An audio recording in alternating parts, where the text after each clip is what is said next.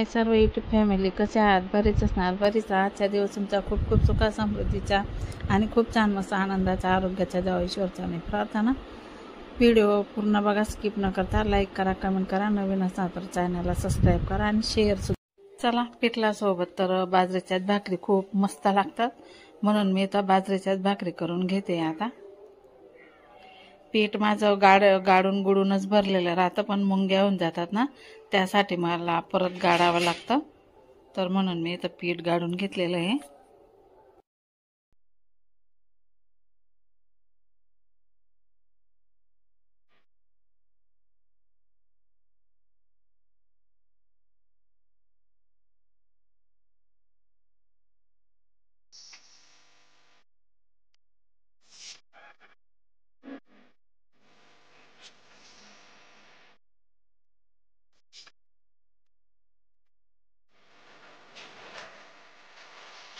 तर असं मस्त छान मस्त जास्त रगडल्याने ना भाकर खूप खरपूस मस्त येते.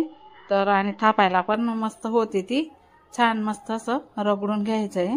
त्यानंतर मी तर चाळ बनवून मस्त अशी भाकर थापून घ्यायची. असं जर मस्त रगडलं ना तर भाकरीला तडे पण पडत नाही, काही नाही, आणि छान मस्त गोल थापली जाते आणि शिजायला पण अशी खरपूस शिजते. आता मी तव्यावर पाणी टाकून बघितलं तवा तापलाय की नाही, तर आपला तवा तापून गेलेला आहे. इथं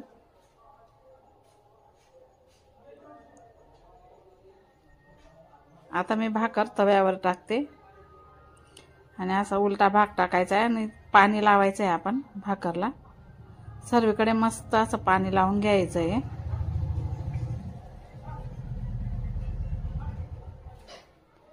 त्यानंतर आहे ना, हा पहिला भाग लवकर पलटवायचा, जास्त वेळ नाही राहू द्यायचा. हा भाग आहे ना लवकर पलटवायचा, म्हणजे भाकरला आपला भाकर छान मस्त अशी फुगते.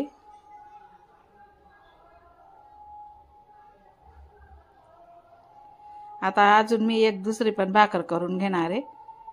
आम्ही 3 जण आहेत ना, तर मग 2 भाकरी आमच्यासाठी आम्ही करून घेतो. 2 भाकरीमधून सुद्धा उरतात, पण 2 भाकरी मला कराव्याच लागतात. मग मी आता इथं 2 भाकरी करून घेणार आहे. आता बघा आपली एक भाग शिजला का नाही ते बघून घ्यायचं आहे.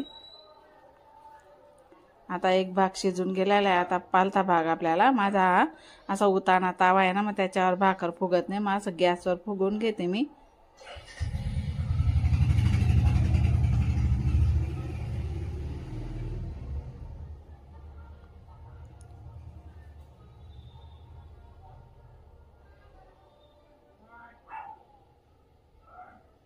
आता मी तव्यावर ठेवणार आहे. अशीच गॅसवर फुगून घेतली मी मस्त.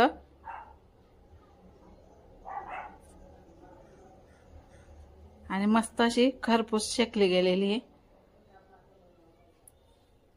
तर परत अजून एक भाकर करून घेणार आहे मी इथे.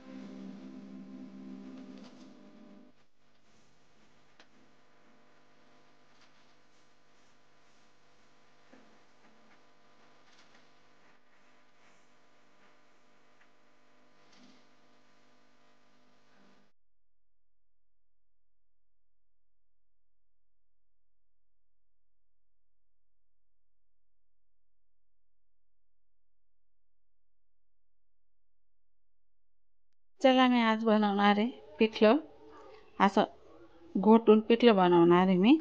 खूप छान आणि मस्त लागतं. तर बघा, गॅस पेटवून मी कढई ठेवलेली. इथं 2 पड्या तेल टाकलं, थोडीशी राई टाकली, थोडं जिरं टाकलं,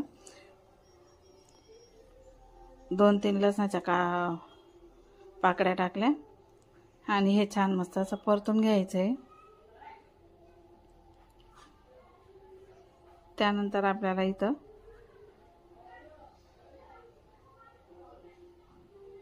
चटणी टाकायची. 2 चमच इथं चटणी टाकलेली आहे मी, तिखट आणि फिकट. त्यानंतर थोडीशी हळद टाकायची इथं. मस्त असं मिक्स करून घ्यायचं आहे आणि आपल्याला इथं 2 ग्लास पाणी टाकायचं आहे. त्यानंतर आपल्याला आहे ना 1 ग्लासाच्या अंदाजाने पाणी पातेल्यामध्ये काढून घ्यायचं आहे उकळल्यानंतर. कारण की ना आपल्याला नंतर आपण पीठ जेव्हा आपण पिठलं घोटू ना, तेव्हा आपल्याला लागता पाणी टाकावं लागेल. त्यासाठी साईडला पाणी मी काढून ठेवलेलं आहे. हे बघा, हे साईडला मी पाणी काढून ठेवलं आहे आणि दोघंही ठिकाणी मी कोथिंबीर टाकलेली आहे. तर चला आता पाणी उकळीला आलं. आपल्याला इथं आता पिठलं घोटून घ्यायचं आहे. असं लाटण्याने किंवा चायटीने घोटलं तरी सुद्धा चालतं. असं थोडं थोडं पीठ टाकत जायचं आणि लाटण्याने त्याला असं घोटत जायचं. हे असं मस्त असं घोटतच राहायचं आहे.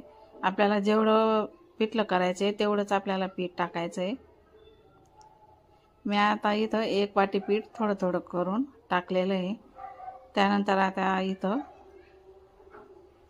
आपल्याला ते साईडला काढून ठेवलेलं ते पाणी इथं आपल्याला टाकायचं आहे.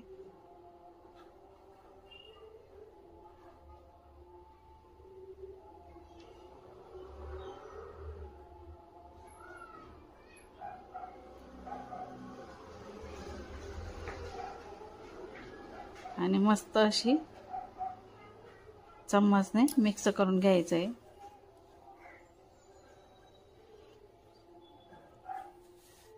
आणि खूप वेळ म्हणजे 5-6 मिनटं आपल्याला याला उकळू द्यायचं आहे. कारण मस्त शिजून जाताना मग आपल्या ह्या बेसनमधल्या गिठोड्या पण खूप छान लागतात. हे गिठोड्यांचंच पिठलं म्हणतात याला,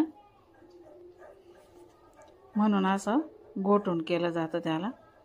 बाजरीच्या भाकरीसोबत खूप टेस्टी आणि भातासोबत पण खूपच छान लागतं. तर मी इथं बाजरीच्याच भाकरी केलेल्या आहे. आता मी 5 मिनटं झाकून देते.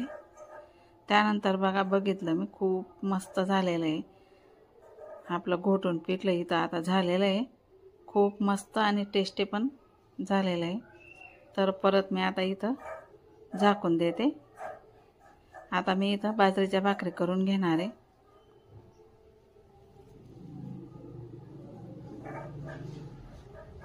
परत झाकण ठेवून देते मी.